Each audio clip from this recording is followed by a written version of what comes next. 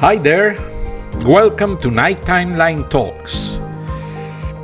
As many of you probably already saw on the news, United States have more people dead than Italy and other countries. Also, it's sad because San Diego Union Tribune reports on today's early edition, that hospitals in the border city of Tijuana, Mexico are full of people who is ill from the COVID-19.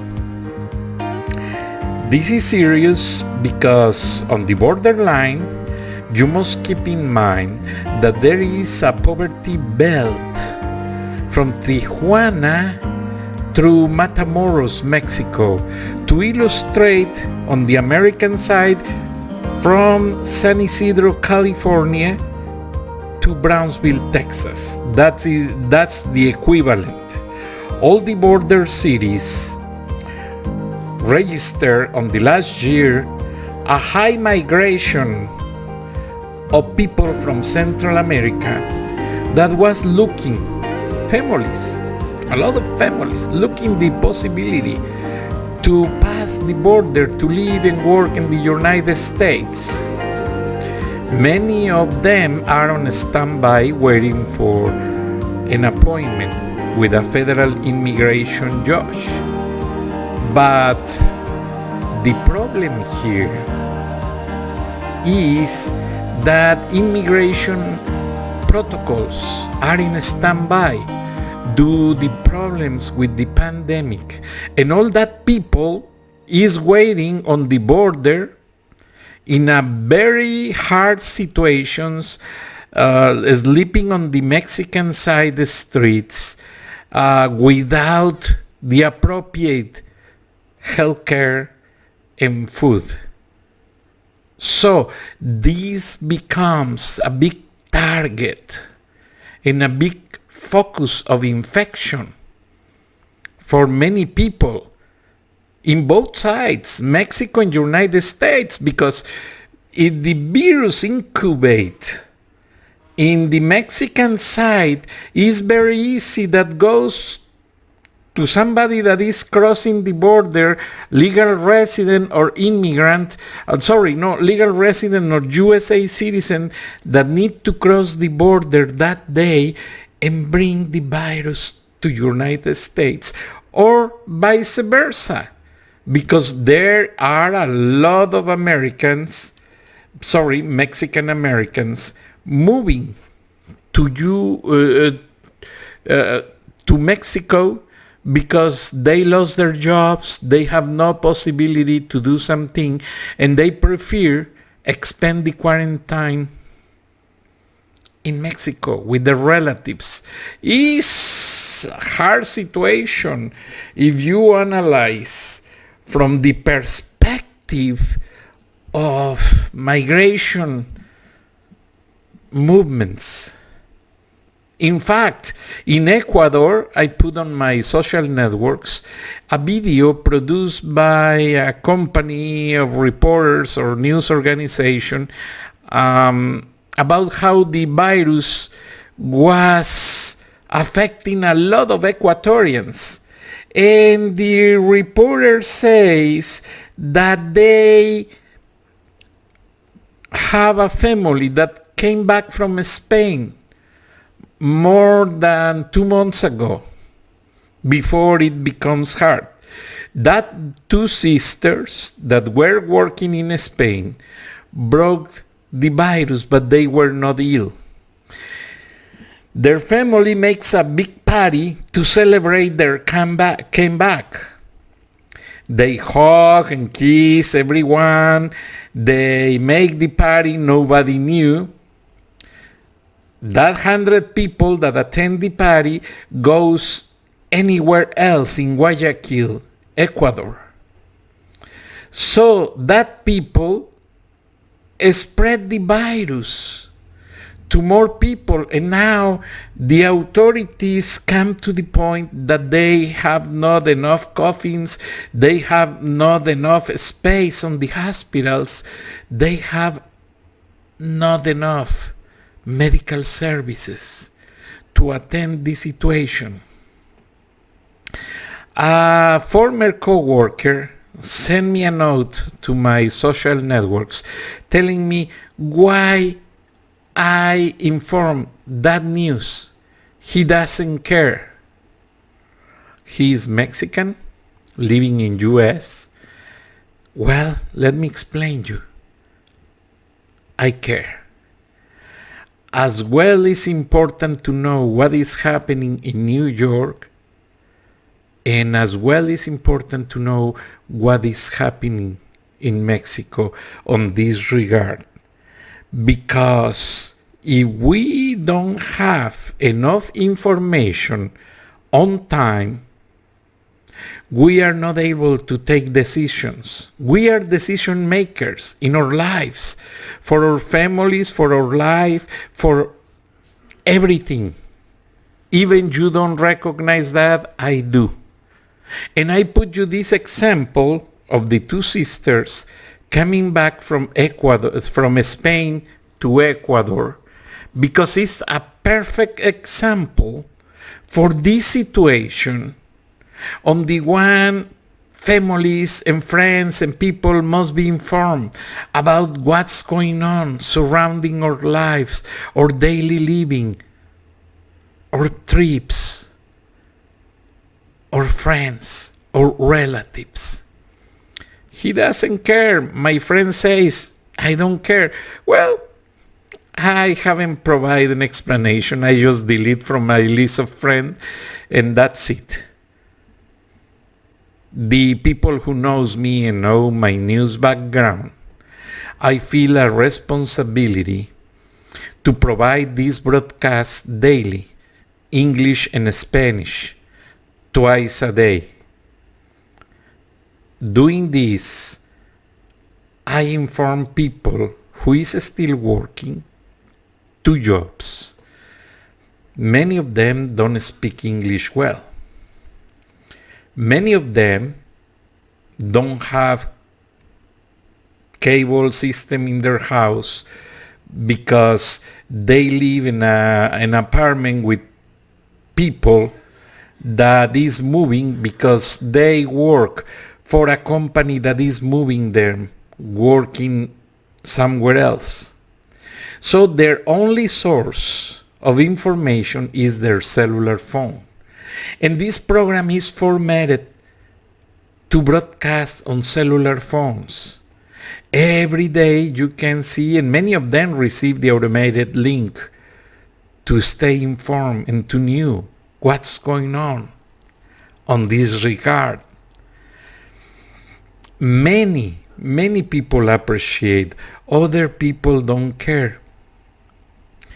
I'm not a person who can satisfy everyone's needs, but there are people, mostly in Spanish, on the Spanish broadcast, that send us a lot of good notes. Even people that is bilingual. Celeste Marchesini, she was with me at college, very professional, and she's anchor of a program in Monterrey, Mexico, and she still takes the time to listen to us and to follow us in both languages. Why? Because as she says, Francisco, there are information that we cannot have in Mexico. Many friends from Chile, Argentina, and Ecuador, other countries, they say that governments and media are becoming very hermetic to the news about other countries, to the news about their own countries, and people is confused. Not everyone knows what's going on. And the good source of the social networks are becoming the most important tool to inform everywhere, anywhere, to anyone who likes to know another point of view of these situations. For example, I was informed by Plácido Garza a few hours ago that the Mexican director of the National Power Company, Mr. Bartlett Diaz, he announced that they will not provide discount packages. They will not extend the deadlines to pay the power bills. Even the pandemic is going on. Even many people is not working. Even many people is ill and feeling the symptoms, and they have to auto-isolate for this quarantine. They don't care. They are going to charge as usual. On the meantime, I receive a message from the power company I use for my house, Suwannee Electrical Company. Suwannee is announcing textually that they will not charge fines, for paying late fees and whatever.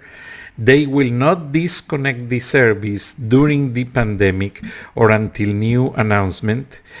And later, by a spare request of President Trump, people is able to have an open option to renegotiate the bills running behind.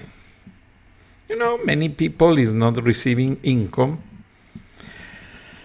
and people prioritize food for the kids, and then rent, power, utility bills in general, by President Trump's suggestion, landlords and everyone is obligated to wait until everybody come back on track. Everybody is working again. And it's a perfect idea for these times.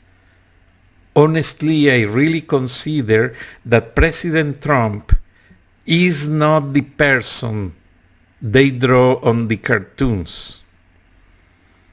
He has a good side. He has a good aspect of his actions. Okay, I disappoint with many things he did in the past, comments and situations, but I find out, I have to understand, because the Mexican president is the same way. They tell a lot of jokes and they speak from the deepest part of their stomach, basically, not from their heart, not from their brain. They say jokes all the time. And sometimes they have no idea the magnitude and the proportion of those jokes. And press is giving every day their opinions on these situations because President Trump and Mexican president make mistakes. It's normal. They are human beings. I am nobody to judge them. I also make mistakes. I also could be wrong in some concepts I broadcast here. But the idea is not speculate. The idea is give you a simplified follow-up with the reports from San Diego Union Tribune in regard to Tijuana's Mexico, from the New York Times that says that the number of dead people in New York is already more than Italy. It's sad. Everybody feels hurt with it. And I don't blame my friend that tells me, why you send that? Probably he is already blocked with too many bad news. My apologies, Mr. Alatriste. And what I am trying to do is provide orientation. My market is huge, from Canada to the Patagonia. But in the United States, many Hispanics listen to us. We are in over 9 open broadcasting stations and over 17 digital platforms that take our show and running all day long. It's unbelievable because it's going out of proportion. I never expect to receive mails from Russia, from exotic countries in Asia, many places. And it's hard. It's hard because I never planned to do this broadcast thinking on that. The idea and the purpose of making this broadcast was local here in Atlanta with the Mexican Americans working here, and I start for entertainment. But when I start to receive emails and letters from other countries and other people that I have no idea who they are, where they are coming from, oh my goodness, everything becomes different. These people is changing my life because they send me comments that I have to count on and I have to follow up. For me, it's important to pay attention to critics and send me notes.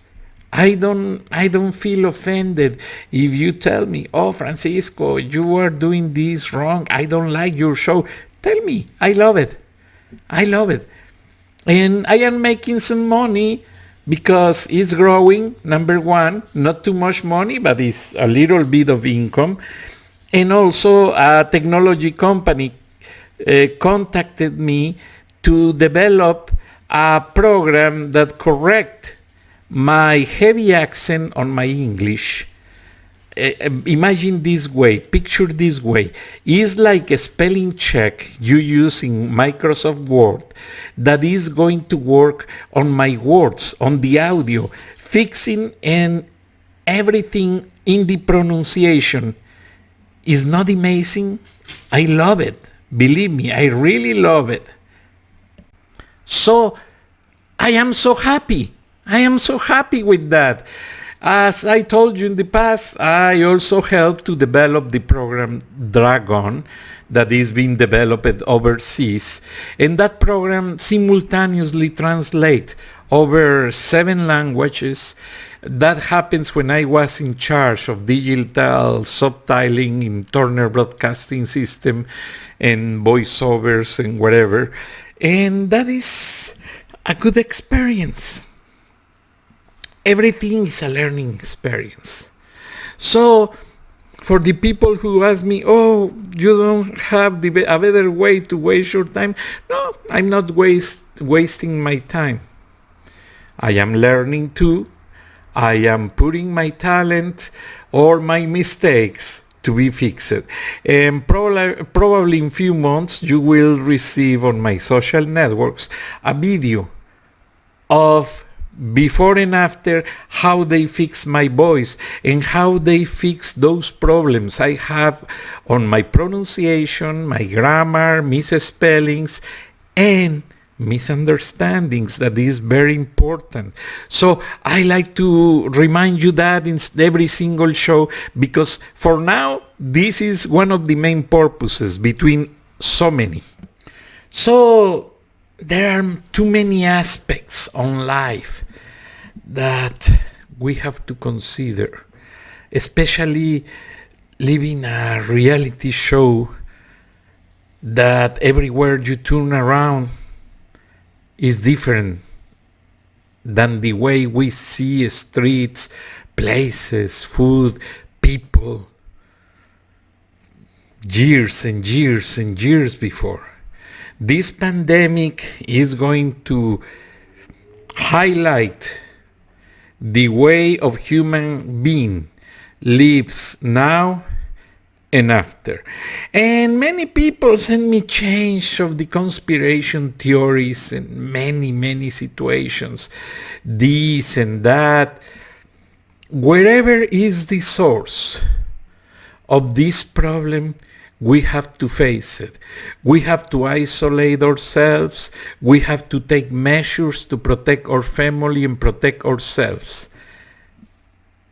As soon as it is over, so we will have time to see what was the reality about how it begins. It begins in China, on that famous city that it's a little bit weird because very close to this city, Chinese army has a bacteriological lab, a place where they develop bacteria and many things. We don't know. They are very hermetic and they don't allow journalists from all other parts of the world, correspondents, go there and see what's going on.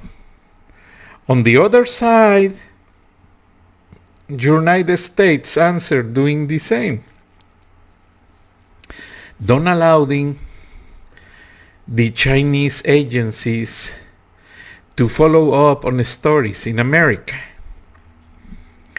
So if you've seen, every day we receive a different point of view, different angle from the pandemic on the internet, on the mass media or mainstream media, fake news, whatever you want to call. But every angle is different.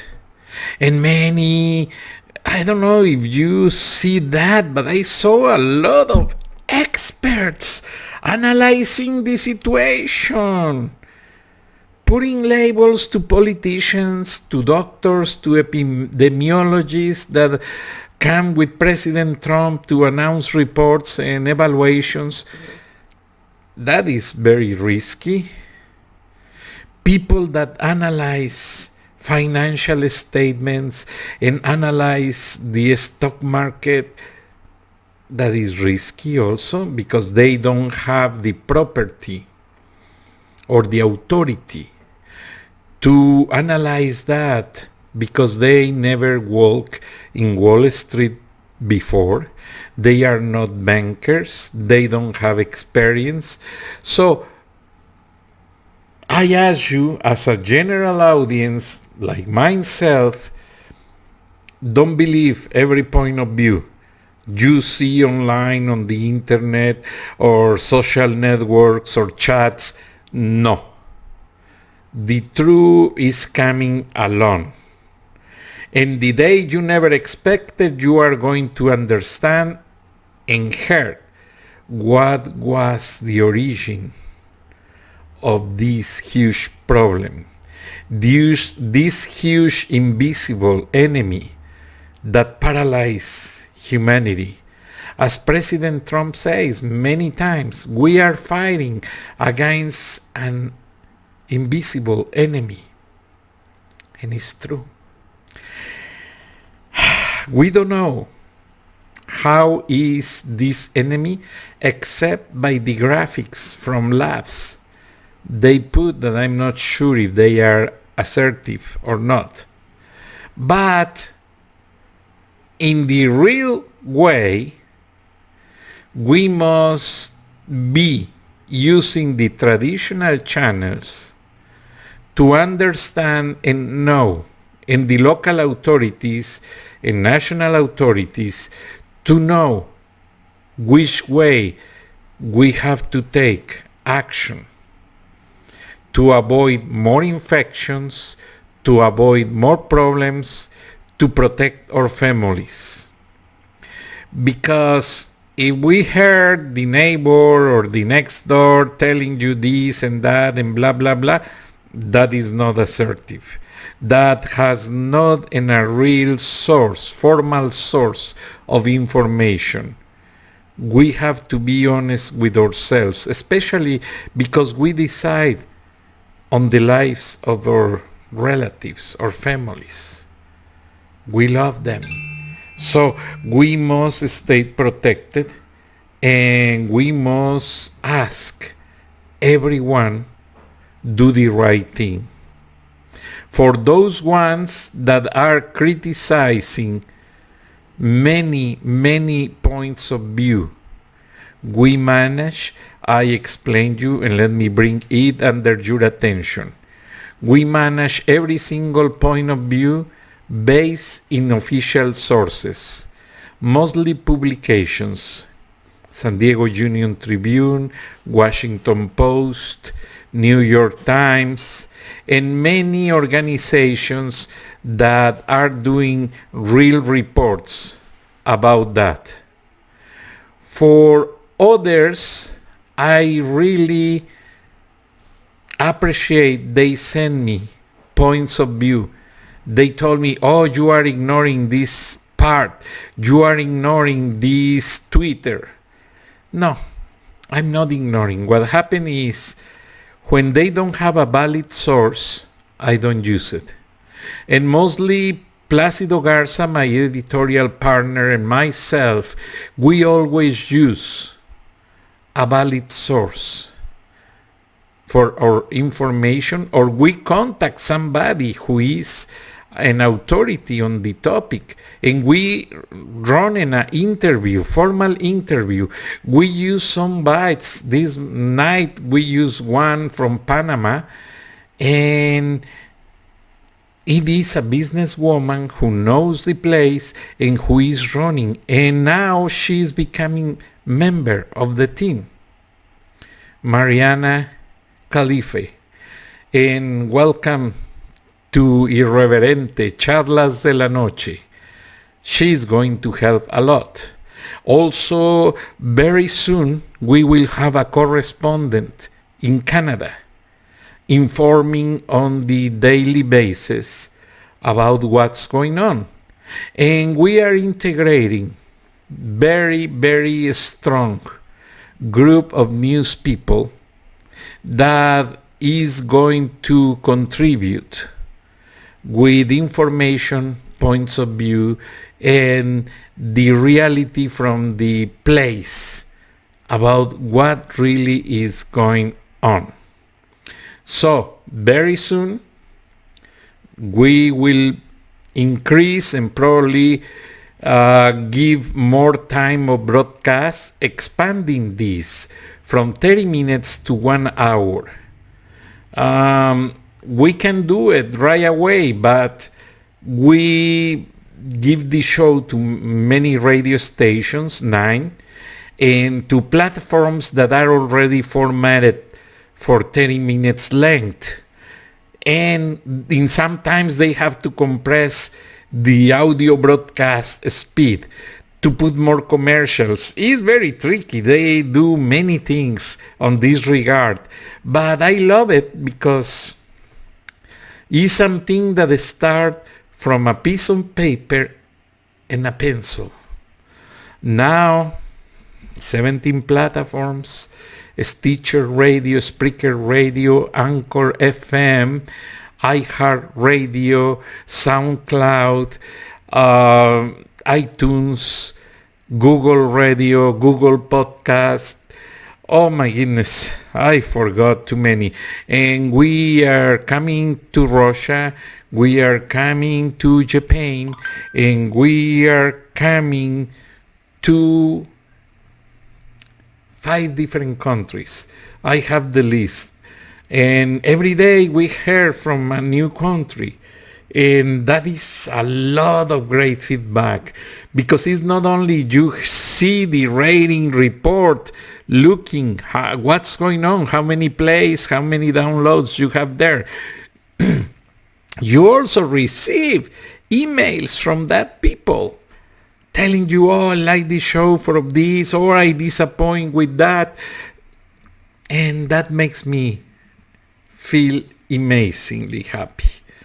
In fact, one day I spoke something about CNN, Turner Broadcasting Company, the company that gave me the opportunity to work. I worked there 16 years as well. I worked for Lab TV Fox. I worked for Cox Media, Vision Group, many companies, Televisa, etc. But the amazing thing is I say something wrong and they contact me. Francisco, what's going on? We did this way, not that way. Thank you. I correct right away. And many friends and former co-workers are doing the same. Many are following my example. When I start in Spanish, I was one between 30 people, no more. 10 years later, oh my goodness, there are at least 1,800, 2,500 broadcasters in Spanish. And you know what? That makes me happy. That's amazing because they are enriching, they are contributing to the multitask opinions, multi-opinion format of mass media. And that is what I really love it. I really like it. And that makes rich United States of America, because having points of view is enriching democracy, justice, and freedom for everyone. Lord bless America, Lord bless the world, and I talk to you tomorrow. Have a good night. Thank you.